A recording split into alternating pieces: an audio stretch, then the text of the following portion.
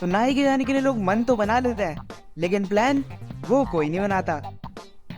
बस जिस दिन बाल आंखों के सामने आने लगते हैं उसी दिन हम स्कूटी उठाकर चल देते हैं। फिर चाहे उस दिन सर्दी हो, बरसात हो या फिर बाढ़ ही क्यों ना आ रही हो। तो नाई क्या तुम्हारा एक्सपीरियंस कैसा रहेगा ये प्रेडिक्ट करने के लिए तुम्हें किसी बाबा की जरूरत नहीं है। अगर तुम वीकडेज में जा रहे हो तो तुम उसकी मेन प्रायोरिटी हो, तो हो सकता है वो तुम्हें फ्री की चाय, मसाज और चुम्मा तक भी दे दे। लेकिन अगर गलती से भी तुम वीकेंड पे चले गए ना, तो तुम खुद को उसके साइड चिक भी नहीं मान सकते हो सकता है कि वो तुम्हारे 50% बाल ही काटे और तुम्हें टबली मारकर बाहर फेंक दे। वैसे थोड़ा ज्यादा हो गया।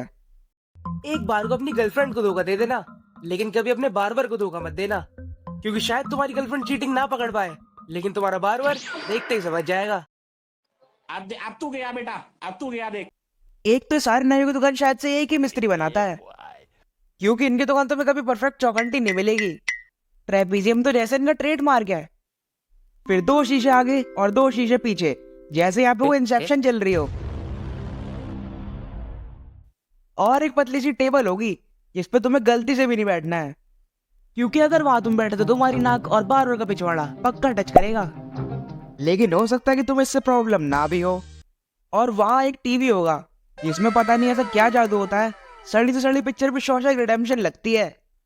भाई फॉरेन में आदमी बार्बर के पास रिलैक्स करने जाता है, लेकिन हमारे यहाँ इंसान हमेशा गफलत में ही रहता है कि अब तो ये पक्का काटेगा।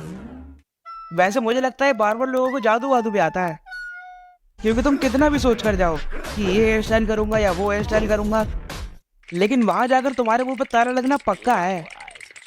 मेरे दोस्त सीट से मिलो, इसका इंसानियत से विश्वास तब उठ गया जब इसके सामने बार्बर ने एक अंकल की छाती के बाल बना के उसी ट्रिमर से इसके भी बाल काट दिए।